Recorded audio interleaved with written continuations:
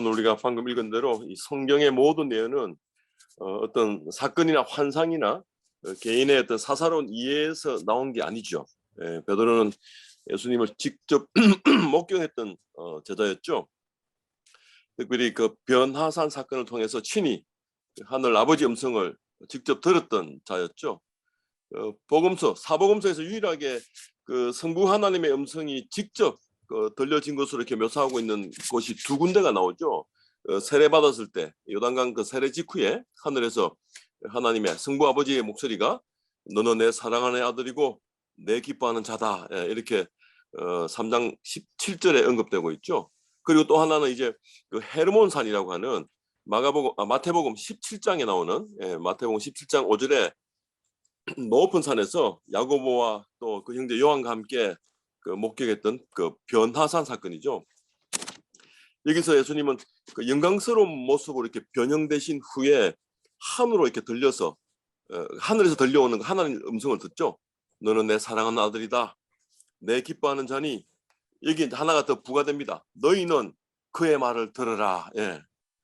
그래서 이 일은 사실은 그 가이사라 빌립보라는 지역이죠. 거기는 굉장히 우상 숭배의 성지이기도 했고 굉장히 그 뭡니까 로마 황제를 아주 높이는 상징하는 그런 어떤 도시로 가이사라 빌립보라는 그 도시에서 예수님이 진짜 왕이다. 예수님이 진짜 주인이다. 이런 주는 그리스도시요 살아계신 하나님의 아들입니다라고 고백했던 그 이제 베드로의 그 위대한 그 신앙 고백이 바로 그 마태복음 16장에 써 있었잖아요. 그 16장 직후에 나온 사건이 바로 변화산 사건이죠. 그렇기 때문에 방금 우리가 읽었던 이 베드로서 1장 20절부터 21절 이 말씀은 일차적으로 그 1장 12절부터 21절 문맥에서 살펴봐야 되죠. 이 베드로후서는 그 베드로가 마지막 그 유언처럼 말하고 있는 거죠. 그 이 베드로후서가 이 그런 그 뭡니까 유언의 말씀으로 이렇게 들려져야 되는데, 특별히 그 1장 2장 본문에서 말하는 이 베드로 사도의 그 성경의 그 진리에 대한, 성경이 무엇이냐? 이 성경은 베드로후서 1장 16절에서 언급하고 있는 거, 또 2장 3절에서 언급하고 있는 내용을 한번 주목해 보십시오. 여러분 그 본문에서 16절에 뭐라고 있습니까? 인간이 만든 그 인간이 교묘히 만든 이야기가 아니라는 거죠. 성경의 진리는. 그리고 2장 3절에서 뭐라고 있습니까? 탐심으로 지어낸 말도 아니다. 1장 16절과 2장 3절에서 언급하고 있는 성경의 진리는 인간이 교묘히 만든 이야기도 아니고 탐심으로 지어낸 말도 아니다. 그렇기 때문에 더더욱 성경을 사사로이 해석해서는 안 된다. 사사로이 풀어낼 이야기가 아니라는 거죠. 사도들과 이 교회가 이 예수 그리스도께 받은 그 사랑으로 해석해온 이 교회사의 전통을 존중해야 되죠. 그래서 이 진리의 말씀은 먼저 그 성령께서 인도해 오신 이 교회 공동체를 성령 하나님의 말씀을 존중해야 된다는 말이죠. 좀 더 정확하게 표현하면 성령님을 의존해야 된다. 성경을 해석해 주시고 또 성경을 기억나게 하실, 말씀을 기억나게 하실, 그리고 또 이 말씀을 온전히 붙들고 살아내게 하실 이 성령의 두 가지 사역이 있다고 했죠. 하나는 종명, 하나의 은사, 하나는 은사. 이 다양한 그 은사가, 성령의 은사가 교회가 교회되게 하는 데 쓰인다는 거죠. 그리고 또 성령님은 말씀을 바르게 밝히 깨닫게 해주죠. 밝히 깨닫게 드러내 주시고 또 말씀을 기억나게 하시고 말씀을 붙들 힘을 주신다는 거죠.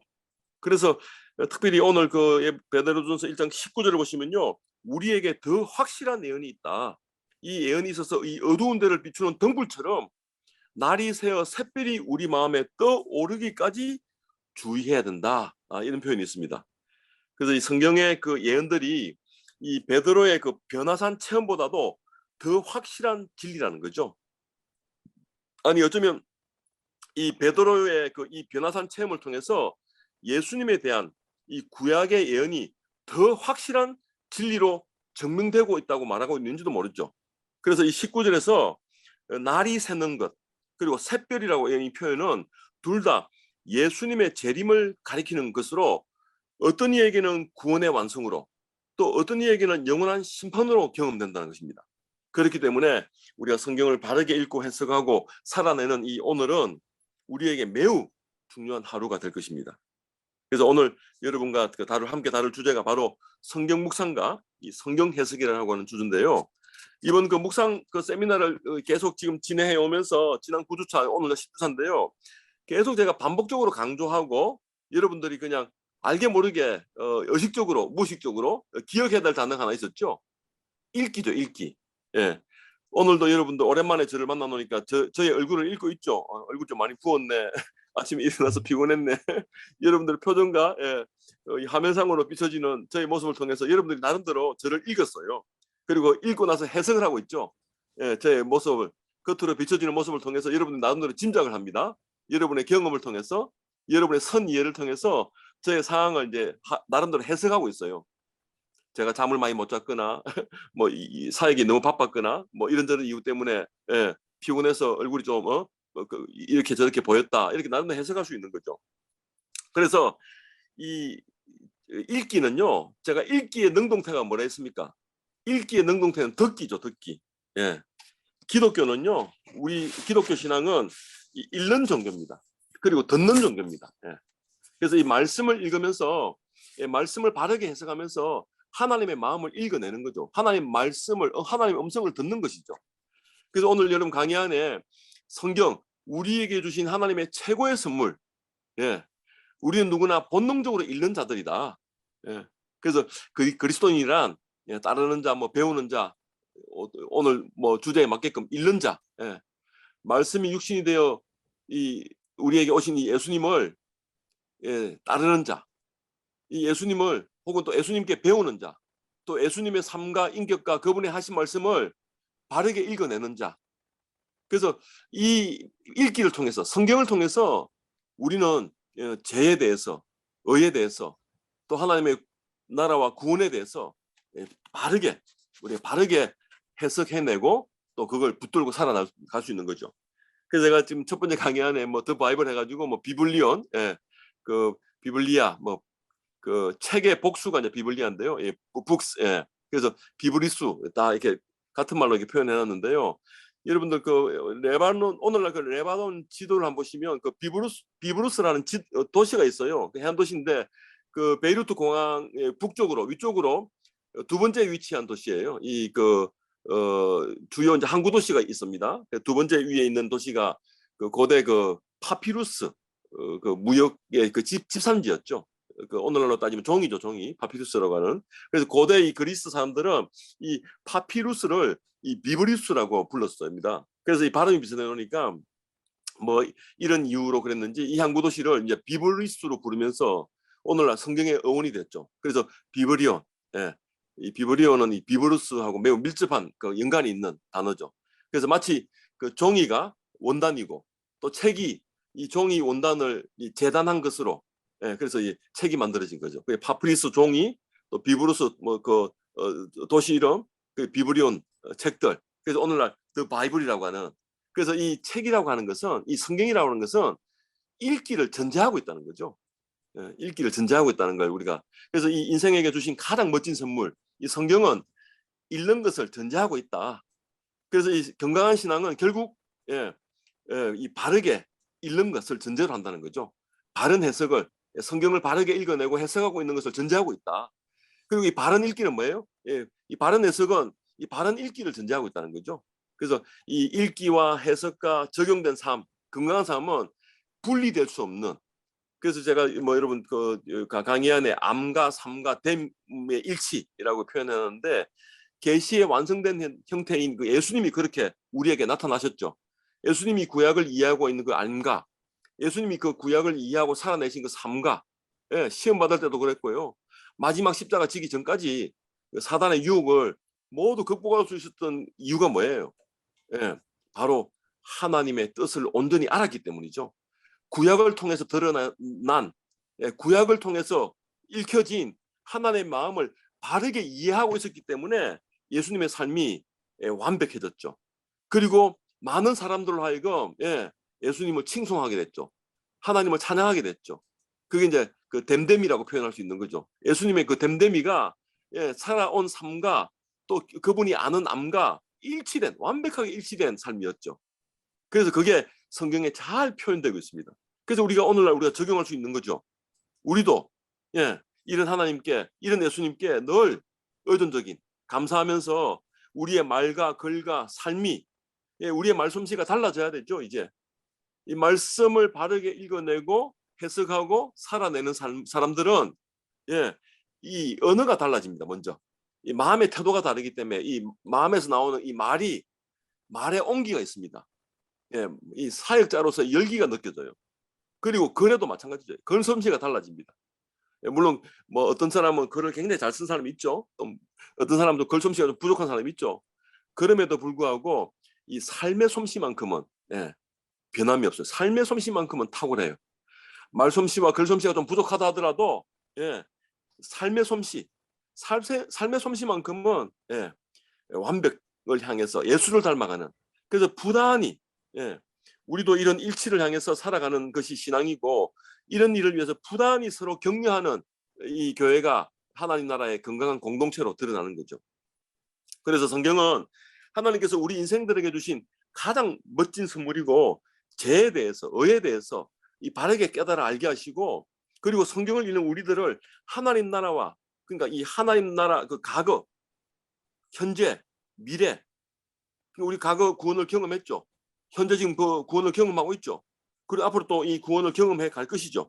그리고 이 말씀을 통해서, 성경을 통해서 영원한 구원으로 이끄는 그 하나님을 우리가 철저하게 의존하는 삶, 그게 이제 하나님 나라를 누리는 거죠. 여러분이 사는 건 처소에서, 하나님과 함께하는 그 처소에서 여러분들이, 하나님의 백성들이 하나님의 다스림을 온전히 경험하는 것. 이 다스림은 항상 복과 함께 온다 했죠. 그 하나님의 다스림을 경험하는 오늘이 바로 하나님 나라의 현재를 경험하는 거죠. 그래서 이 복은 먼저 구원의 복이죠. 영원하신 생명의 주이신 주님과 동행하는 복이죠. 그렇기 때문에 성경은 항상 읽기를 전제하고 있습니다. 이런 읽기는 해석을 의미하죠. 그래서 여러분, 히브리서가요, 이 사도 바울, 그 신약 성경 27권 중에서 13권의 저자죠. 사도 바울.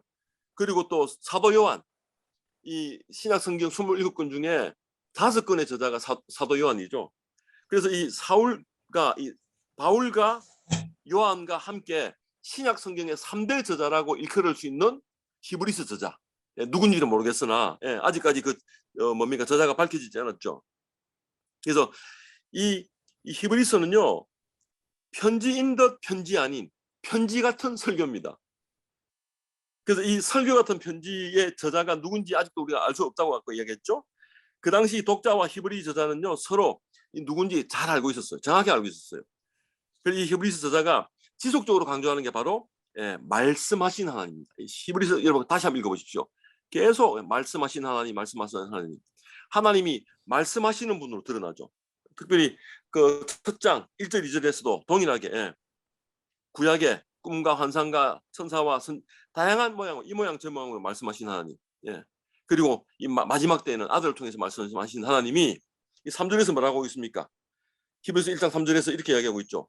하나님의 그 영광의 강체시며 그 영광의 그 형상의 본체시고, 본체 형상이시고, 예수님의 그 말씀의 그 능력의 말씀으로 지금도 만물을 붙들고 계신다는 거죠.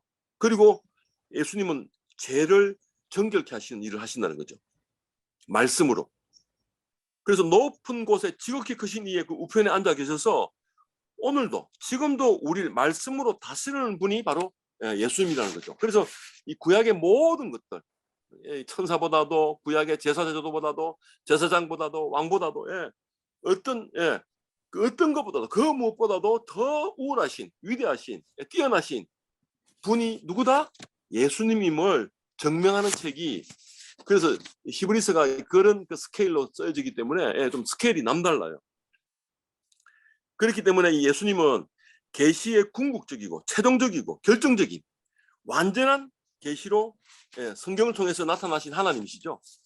그래서 이 계시록 1장 1절에 보면요, 예수 그리스도의 계시라, 이는 하나님이 그에게 주사 반드시 속히 일어날 일들을 그 종들에게 보이시려고 그의 천사를 그 종 요한에게 보내어 알게 하신 것이라, 이런 표현이 있습니다.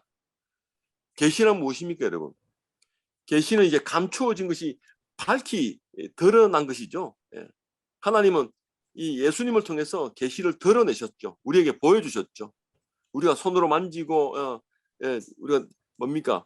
느끼고 예, 귀로 듣고 예, 이 서로 하나님과 교제할 수 있는 예수님을 통해서 그렇게 경험할 수 있는 전인격적 체험할 수 있는 거죠.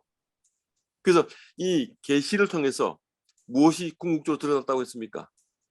하나님의 아들 그 예수 그리스도의 복음이 예, 시작됐다는 거죠. 예. 그래서 예수님은 계시된 분이시고요. 계시하시는 분이죠. 예수님을 통해서 마침내 하나님 나라가 예, 시작되었습니다.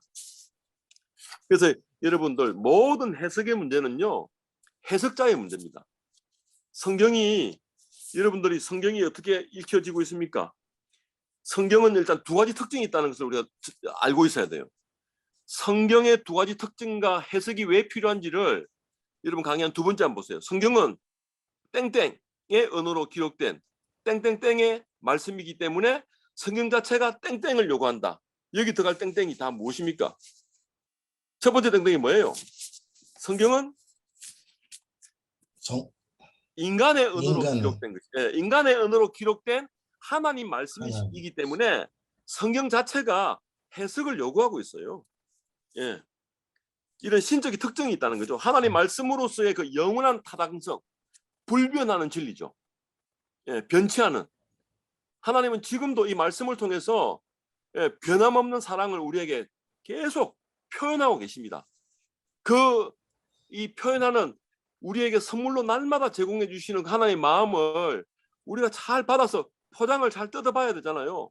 예, 선물 포장지 안 뜯는 사람이 없잖아요. 포장을 뜯어서 열어야 돼요. 열어서 또 선물이 또 내용을 보고 이게 뭐 만약에 그 핸드폰이고 여러분들이 뭐 중요한 뭡니까 시계, 워치 요즘 뭡니까 애플워치 이런 거 좋은 거 있잖아요. 작동법을 알아야 되잖아요. 예, 얼만큼 또 묵상을 해야 되잖아요. 조작법도 알아야 되고 그런 것처럼 예, 하나님이 우리에게 주신 선물을 여러분 그렇게 예, 나름대로 이렇게 분석해야 돼요. 이해해야 돼요. 바르게 살펴야 돼요. 그리고 또 하나의 특징은 신적인 특징과 함께 인간적 특징이 있다는 거죠. 그때 그곳에서 예, 하나의 말씀은 이 인간의 언어, 이 특정한 역사 속에서 인간의 언어로 주어진 말씀이라는 거죠. 그래서 그때 그곳에서 그들에게 주신 말씀. 그래서 오늘 이곳에서 우리에게 주시는 하나님 음성으로 들어야 되기 때문에 우리는 성경을 잘 해석해야 됩니다. 그래서 죄와 의와 예, 하나님 나라에 대해서 구원에 대해서 말씀하시는 또 인도해 가시는 그 하나님을 우리가 바르게 예. 그래서 성경 자체가 해석을 요구하고 있다는 거죠. 예.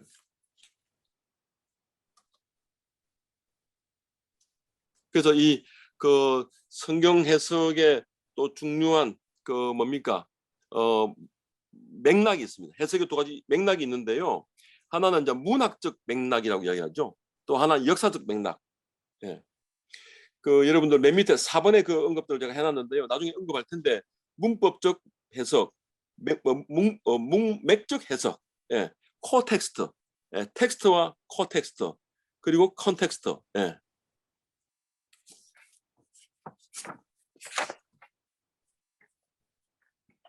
그래서 여러분들 이 성경의 뭡니까 해석이 결국은 지난번에 제가 저 강의안을 여러분들 한번 공유했는지 모르겠는데요. 우리가 그 창국 SU 50주년 기념 세미나의 그 마지막 강사로 그 송인규 교수님이 그 한국 교회 뭐 탐구연구센터인가요? 그 초당으로 계시는 우리 송인규 교수님이 마지막 그 챕터에 성경 적용과 허화실이라고 하는 주제로 강의했던 그 내용 중에 있는데요. 이 그릇된 그 적용의 해결책으로 제시한 게 있는데 그 첫 번째가 뭐냐면 이 뭡니까 오늘날 그 그릇된 적용으로 자꾸 우리가 나타나는 그 왜곡된 신앙의 가장 근본적인 이유는 두 가지다. 첫 번째는 부적절한 성경 해석. 또 하나는 왜곡된 우리의 그 심리, 종교 심리 상태. 예. 이 성경적인 이해를 올바로 못하고 있기 때문에 또 종교 심리 상태가 건강하지 못하기 때문에 이 왜곡된 정치적인 경향에 따라서 이데올로기가 강화되는 수단으로서 성경을 왜곡하고 변질시키죠. 이게 이제 왜곡된 심리죠. 자기의 탐욕을, 자기의 욕망을 그 뭡니까 관철시키기 위한 수단으로서 성경 읽기를 하다 보면요, 성경 해석이 자꾸 왜곡돼요. 예, 그렇기 때문에 모든 해석의 문제는 성경 본문에 있지 않고 해석자에 있다니까요. 그렇기 때문에 이 그 종교 심리적 이유와 성경론적인 이유는 항상 이렇게 엮여서 맞물려 돌아갑니다. 부적절한 성경을 해석하기 때문에, 부적절한 성경 해석이 있기 때문에 이런 왜곡된 그 뭡니까 적용이 나타나는 것이고요. 왜곡된 우리의 그 심리 상태가 계속 더 강화되는 것이고요. 또 왜곡된 심리 상태를 기반으로 성경을 읽기 때문에 자기 피로를 해결하기 위한 수단으로서 성경을 자꾸 읽기 때문에 말씀이 자꾸 원래의 의도, 하나님의 원래의 뜻, 그게 자꾸 변질되는 거죠. 그렇기 때문에 우리가 성경 읽을 때에 일단 자연스러운 본문의 의도를 자연스러운 본문의 의도를 잘 살펴야 돼요. 저자의 의도와 본문의 자연스러운 의미를 잘 살피면서 읽어야 돼요. 그리고 성령을 의지하는 것이 핵심이에요. 성령을 의지하면. 성령을 의지하는 것이 시작이고 마침이에요. 결국 내가 성경 읽기에 주체가 되는 것이 아니고 성령 하나님이 주체가 될 수 있도록 겸손한 자세, 사랑의 태도를 잃지 않는 거예요.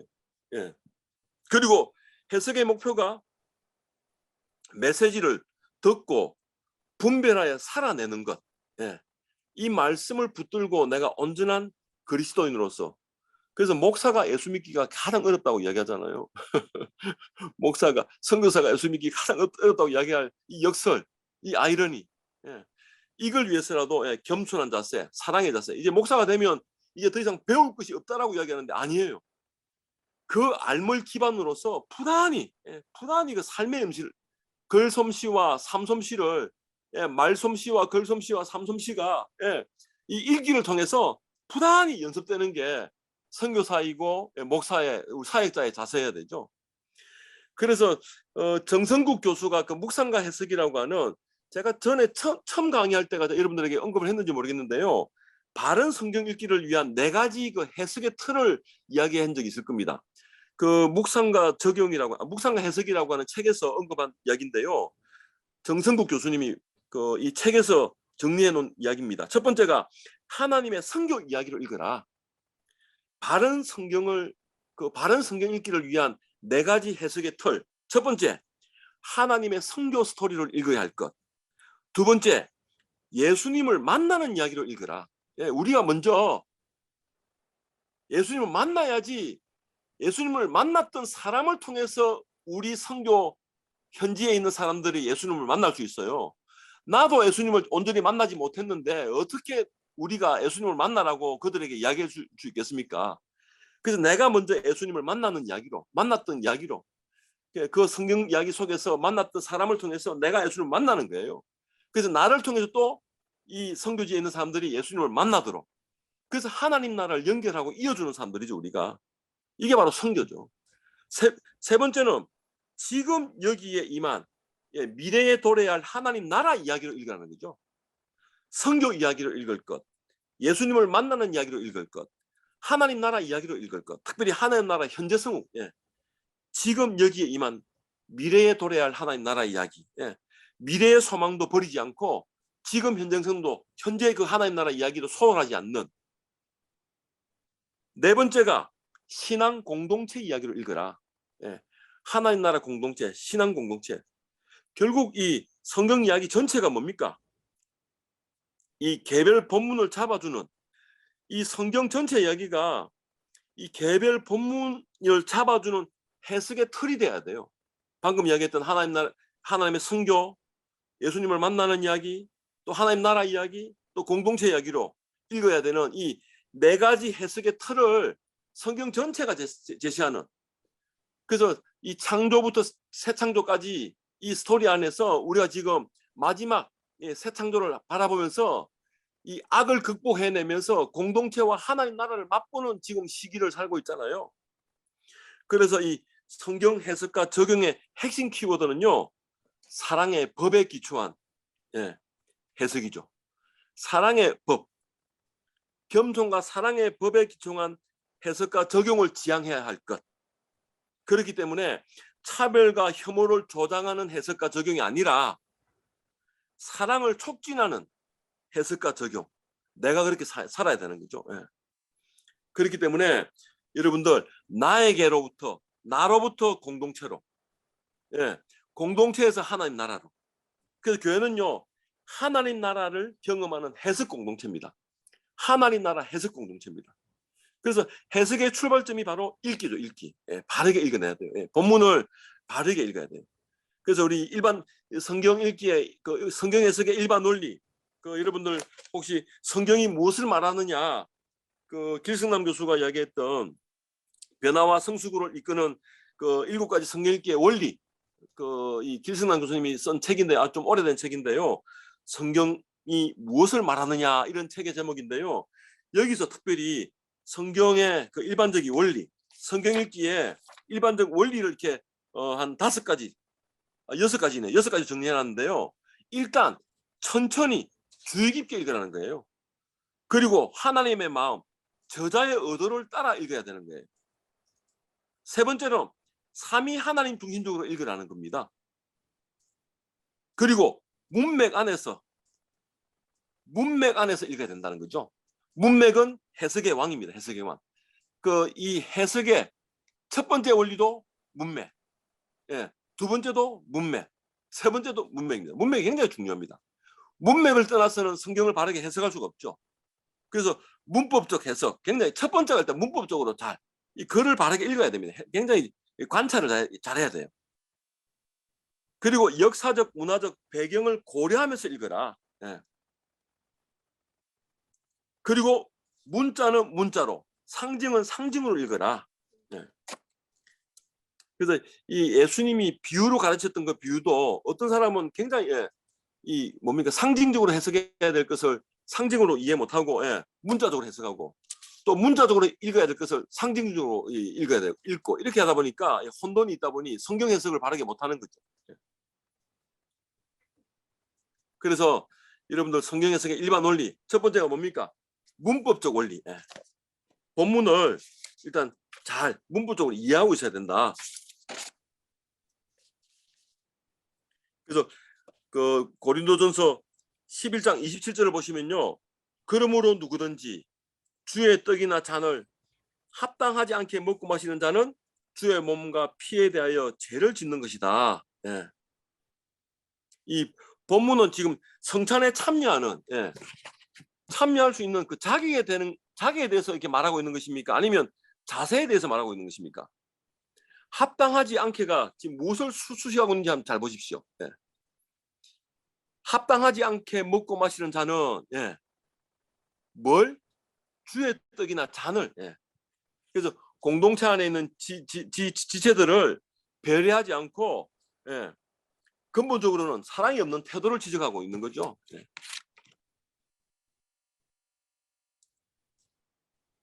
또 하나는요. 문맥적.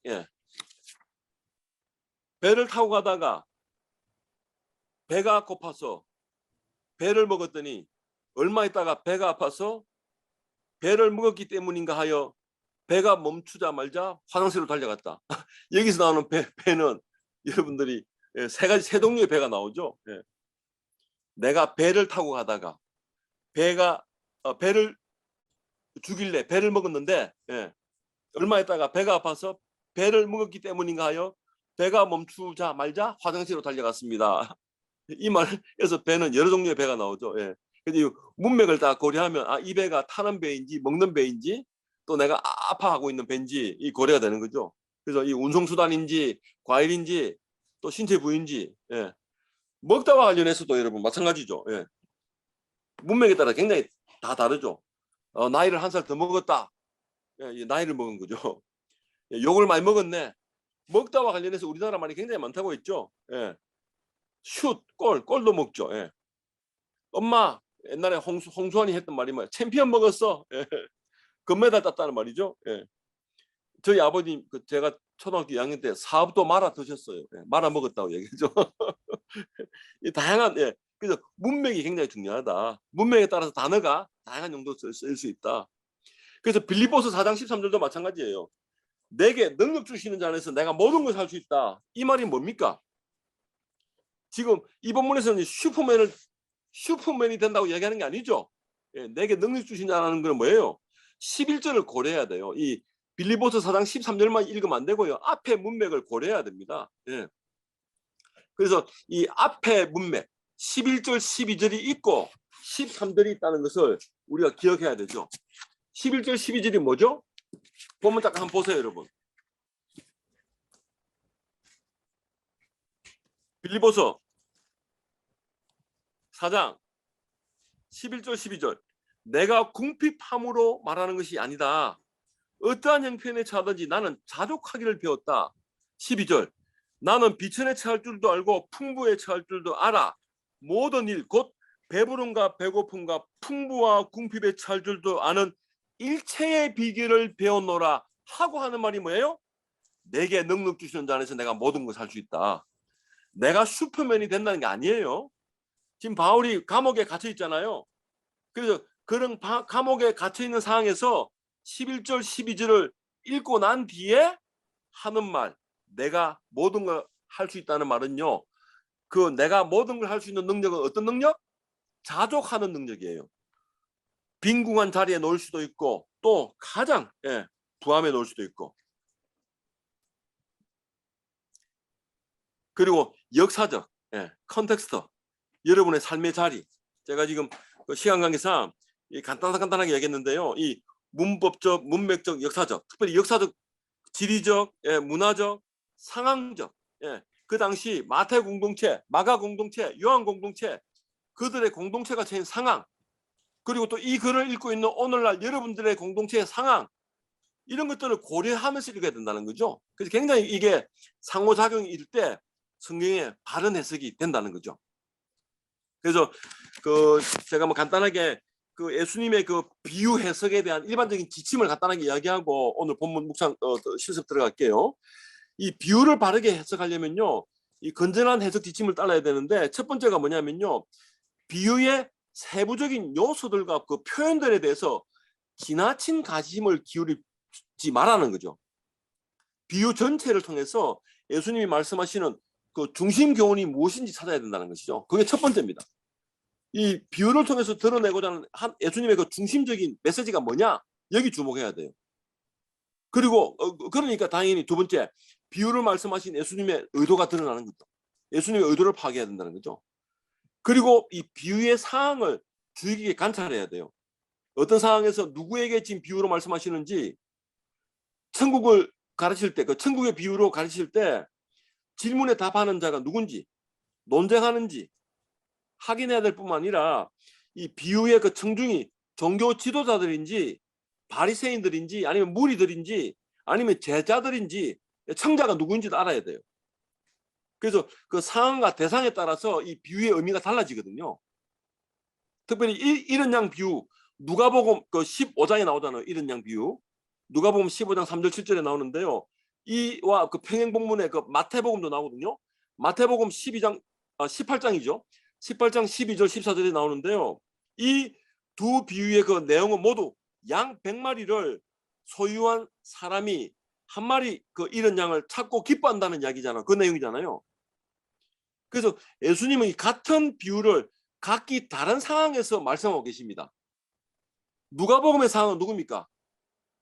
죄인을 영접하고 그들과 함께 음식을 먹는 그 예수님을 바리새인들이 비난하잖아요. 바리새인들과 서기관들이 비난한 것이고 마태복음은요. 마태복음 상황은 제자들이 예수님께 천국에서 누가 큰 자인지를 질문한 것이에요. 그래서 누가복음에서 이 비유의 일차적인 청중은 바리새인이라는 거죠. 바리새인들과 서기관들이죠. 마태복음에서의 그 청자는 누굽니까? 제자들이라는 거죠.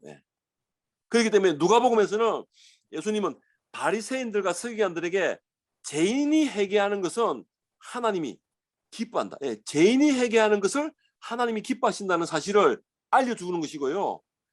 바리새인들과 서기관들이 이 하나님이 죄인들을 찾아 구원하신다는 사실을 함께 즐거워해야 된다. 그걸 강조하고 있죠.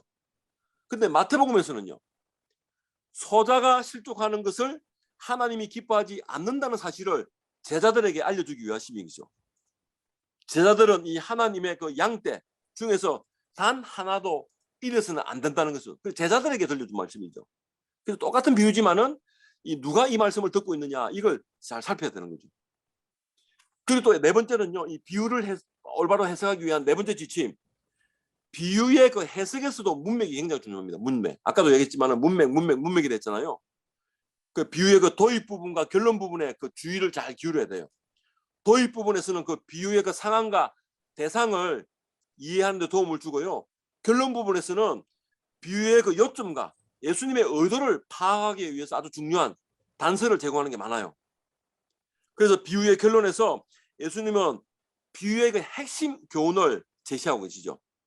그래서 청중들에게 이 말씀을 듣고 있는 청중들에게 결단을 요구하시거나 여러분들의 그 생각, 이 말씀을 듣고 있는 이 청중들의 생각을 바꾸기를, 생각의 반전을 촉구하시기도 하죠. 그래서 이 비유의 그 도입 부분과 결론 부분을 무시하고서는 비유의 의미를 알 수 없죠.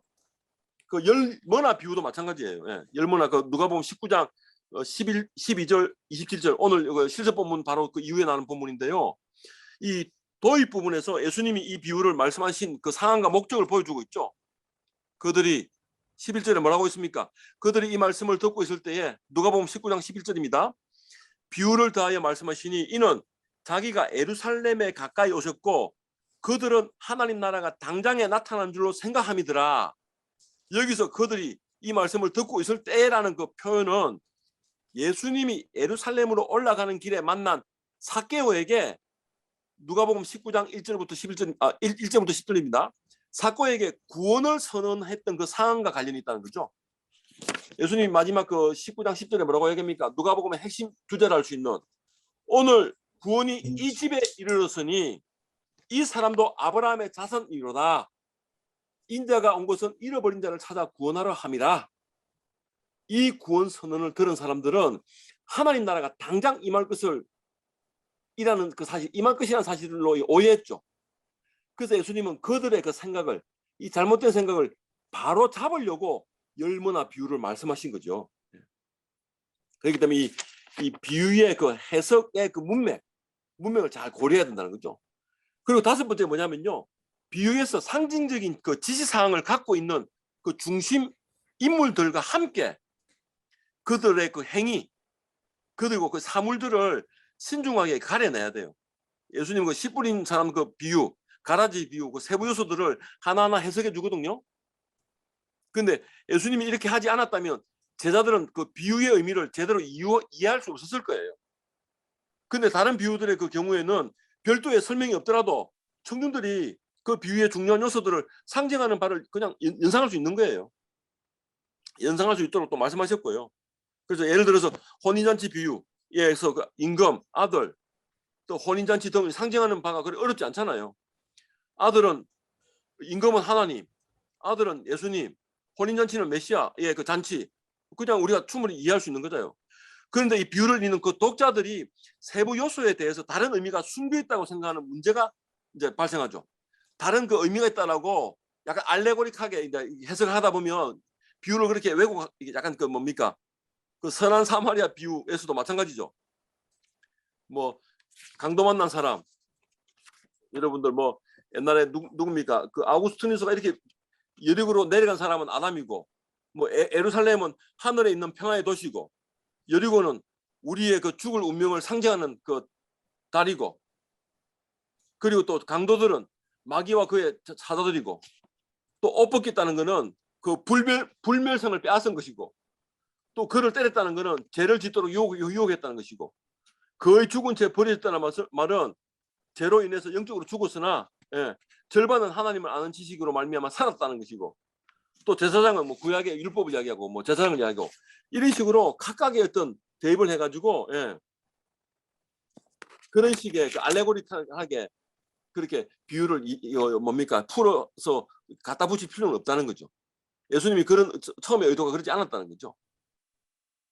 그리고 마지막 여섯 번째는요, 이 예수님이 그 당시 팔레스타인의 그 지리적, 종교적 여러 정치 사회적인 그 정황에 비추어서 그 비율을 잘 해석해내야 돼요. 예. 그래서 이런 것들을 고려하면서 읽으면 뭐 탕자의 비유라든지 여러분들 그 해석들이 그게 뭡니까 왜곡되지가 않죠. 그래서 여러분들 오늘 그 실습 본문은요 누가복음 19장인데요. 잠깐 한번 펴봐 주실래요?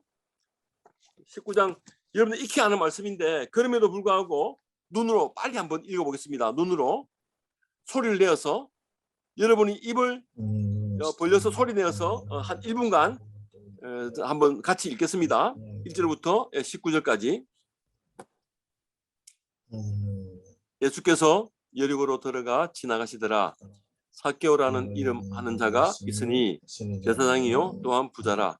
그가 예수께서 어떠한 사람인가 하고 보고자 하되 키가 작고 사람이 많아 어찌할 수 없어 앞으로 달려가 보기 위하여 돌 무화과 나무로 올라가니 이는 예수께서 거리로 지나가게 되미르라.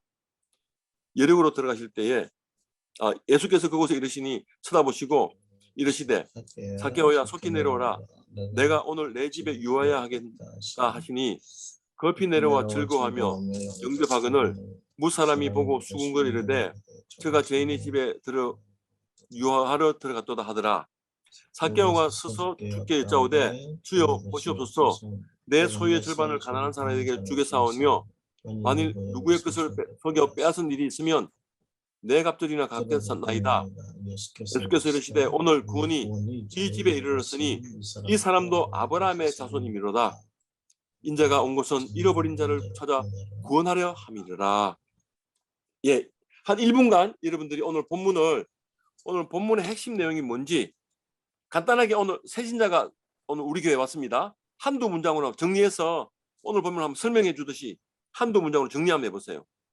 그리고 오늘 본문에서 예수님이 어떤 분인지 한번 찾아보세요. 여러분들 그 묵상 실습 제가 표를 뒤에 하나 또 드려놨죠. 그 표를 따라서 예수님이 어떤 분이신지 또 등장인물 세리장이자 삭개오라는 인물 그리고 또 오늘 여러 사람들이 등장하죠. 무리들이라고 하는 한 집단이 나오죠. 예. 등장인물을 통해서 내가 본받아야 될 것, 본받지 말아야 될 것, 또 특별히 도전되었던 그런 것들이 있으면 한번 찾아보세요. 일단 1차적으로는 오늘 본문에서 여러분 찾아내야 됩니다. 제가 한 1분 드리겠습니다.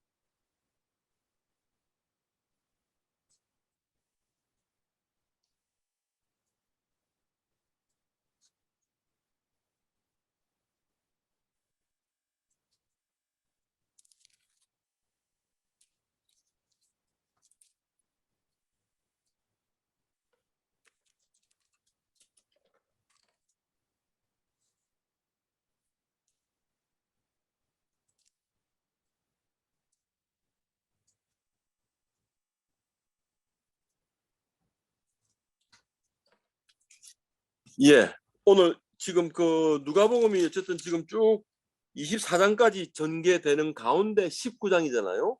19장 28절에부터는 이제 본격적으로 예수님이 예루살렘에 입성합니다. 예루살렘 입성에서 마지막 한 주간을 보내시는데 그 직전의 스토리가 이 누가복음 19장이죠. 그래서 누가복음은 지금 여리고로 들어가시는데 여리고로 들어가셔서 결국은 어디를 향합니까? 예수님이 가는 길은 여리고로 지나가셨는데 이 여리고로 지나가기 쉬는 이유 그리고 또 궁극적인 예수님의 목적지가 어디입니까? 예수님은 지금 골고다 십자가의 길을 가고 있는 거죠. 예. 그래서 이 누가복음의 핵심 구절이 10절이라고 이야기했죠. 메시아직 예수님의 그 사명의 본질 메시아직이자 사명의 본질이 9장 10절인데요. 이 목적을 향해서 선언적으로 지금 이 누가복음이 지금 10절에서 언급하고 있고요. 특별히 1절부터 4절까지 한번 끊어보세요. 1절부터 4절까지 끊으면 이 예수님이 여리고로 들어가실 때에 지금 예수님을 보고 싶어 했던 이 사개오 앞을 지나가시는 예수님이잖아요. 예. 여리고 그러니까 예수님을 보고 싶어 했던 사개오 앞을 지나가신 예수님이 이제 그 뭡니까 어떤 분입니까라는 그 질문에 대답하기 위해서는 그렇게 설명할 수 있죠. 예. 여리고로 사개오를 만나기 위해서 여리고로 들어가신 예수님. 예. 근데 예수님을 보고 싶어 했던. 그래서 지금 사개오 직업이 지금 세리장이죠. 예. 그 당시 세리장은 어떤 취급 받았습니까? 완전히 그 동족들에게는 제, 경멸의 대상이죠. 정오의 대상이죠. 이 세리란 말은 허가낸 도둑이죠. 허가낸 도둑의 장이 바로 세리장이죠. 제인종의 우두머리라고 이끌 수 있는 막 그런 식의 매우 악한 예, 세리로 취급받았던 예, 그 아마 그 이 사케오가 아마 그 담당 지역이었던 것 같아요. 마태는 그 세리이고 이 사케오는 이 뭡니까 여리고 그 세리장으로서 예, 그 나름대로 좀 뭡니까 부를 축적했던 사람이었던 것 같아요. 예. 그래서 지금 이 순환 주간 전에 목요일로 아마 추정되는데 예수님이 그 지금 예루살렘을 하는 여정에 여리고를 들어가서 이 사개오를 만났던 장면이 앞에 나오잖아요. 그래서 이 근데 사개오라는 사람은 세리장이었고 부자였고 또 예수님이 어떤 사람인가 궁금해했고 또 키가 작았고 이 사개오의 특징이 지금 쭉 나오죠. 2절에 2절 3절에 그죠? 그래서 예수님이 지나간다는 예, 이야기를 듣고 지금 달려가죠. 보기 위해서 예수님 보기 위해서 키가 작아서 안 보이니까 예, 그 돌무가 나면 올라가서 예, 예수님 보는데 마침 예수님 그 앞으로 지나가죠. 그래서 5절 보세요. 예수께서 그곳에 이르사 사개오가 예수님을 계속 쳐다보고 있었죠. 근데 예수님이 눈 마주침을 하죠. 예수님이 지금 사개오를 쳐다보세요. 어떤 목사님은 여기서 적용을 하더라고요. 예수님이 이 쳐다볼 때의 눈빛이 어땠을까? 어우, 한 걸음 더 들어가는 묵상이죠. 예수님이 사개오 죄인 취급받고 경멸 굉장히 그 자기 뭡니까 백성들에게 경멸의 눈초리를 끊임없이 받아왔던 이 사개오에게 예수님은 어떤 눈초리로 쳐다봤을까? 예수님은 그들과 달리 봤을 거잖아요. 그래서 굉장히 이 부르심이 다르죠. 사개오야, 예, 이르시되 사개오야, 속히 내려오너라, 어서 내려오너라. 오늘 내가 내 집에 유해야 되겠다. 이렇게 하니까요. 6절에서 급히 속히 내려오라니까 급히 내려가죠. 예. 그런데 7절에 6절에 이 사개오가 급히 내려가면서 즐거워하는데 7절에는 그와 정반대의 사람들이 있죠. 무 사람들이 수군거리고 있죠. 이 수군거림은 뭐예요? 저가 예, 죄인의 집에 유하러 들어갔도다. 예. 예수가 또 예? 죄인의 집을 유했다. 수군거리고 있죠. 그래서 이 오늘 내 집에 유해야 되겠다고 하신 그 예수님을 매우 즐겁게 맞이하고 있는 사개오의 모습을 오늘 5절부터 8절, 7절까지 보고 있는 거죠. 그리고 나머지 8절부터 10절까지가 뭐예요?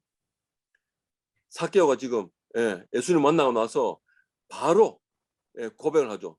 자기가 내 소유의 절반을 가난한 자에게 주겠다. 만약에 누구 것을 속여 빼앗은 일이 있다면 갑절이냐, 내 갑절이냐. 이 구약이 말하고 있는 그 율법의 그 행위 뭐보다도 더하게. 그래서 지금 그 뭡니까 갚겠다고 이 사개오의 고백과 예수님의 구원 선포가 지금 8절부터 10절까지 나와 있잖아요, 그죠? 그 자신의 종교성에 만족하지 못하고 그 소유를 버리지 못한 그 부자 간원 이야기가 18장에 나왔거든요. 18장 23절부터 27절에 나왔거든요. 그리고 19장 22절 자신의 업적과 소유를 의지하고 있는. 그래서 이 스토리가요. 이 예수님의 그 지상 사역은 결국 잃어버린 자를 찾아 구원하는 것이다. 그래서 오늘 특별히 9절부터 10절까지 보면요. 그 지금 그 무리들이 지금 이 세리가 아브라함 자손이라고? 아니 아브라함 자손이 이렇게 잃어버린 자가 될 수 있냐? 뭐 이런 식의 일종의 무리들은 아마 충격을 받았을 거예요. 9절, 10절의 그 이야기가 무리들에게는, 그래서 오늘 여러분 본문을 통해서 예수님이 어떤 분이신지, 그 예수님이 여러분들에게 어떤, 여러분의 삶의 상황에서 어떤 분으로 와 닿은지 지금 삭개오 태도를 한번 잘 살펴보십시오. 삭개오는 굉장히 예수님에 대해서 알고 싶어하고, 예수님을 예수님에 대한 궁금증과 알고 싶어함이 굉장히 열정적이었어요. 그리고 5절 6절에도 보면 굉장히 적극적으로 반응하고 있고 즐겁게 지금 순종하고 있죠. 그리고 8절에 보니까 구체적으로 지금 적용하고 실천하고 있던 내용이 나와요. 굉장히 역시 기쁨으로. 굉장히 이 삭개오의 2절, 5절, 6절, 8절의 이야기를 보면요, 굉장히 예수님을 향한 열망들이 굉장히 자발적이고 순종적이고 굉장히 즐겁고 적극적인 그런 모습을 굉장히 나타나요. 그래서 머리나 마음으로 예수님을 따르지 않도록, 특별히 이 종교성, 점점점 우리가 종교성화 되어가는, 굳어가는 우리의 묵상을 좀 회복할 수 있는 기회가 오늘 본문을 통해서 좀 있었으면 좋겠죠. 그래서 내가 변화되어야 될 부분이 있다면 예수님을 만난 인생의 그 궁극적인 변화의 목표, 어떤 변화, 예수 닮아가는 조금이라도 더, 정말 진정한 기쁨, 진정한 즐거움, 진정한 감사, 진정한 사랑, 그것이 회복되기 위해서 내 안에 오늘 삭개오와 예수님의 만남을 통해서 내가 정말 궁극적으로 본받고 감사해야 될 게 뭔지, 찬양해야 될 게 뭔지, 여러분 나름대로 여러분 언어로 한 줄 한번 써보세요. 그리고 지금 각 소극으로 나눠서 8시 6분에 만나겠습니다. 8시 7분까지 하겠습니다. 7분. 각 반으로 흩어주시기 바랍니다.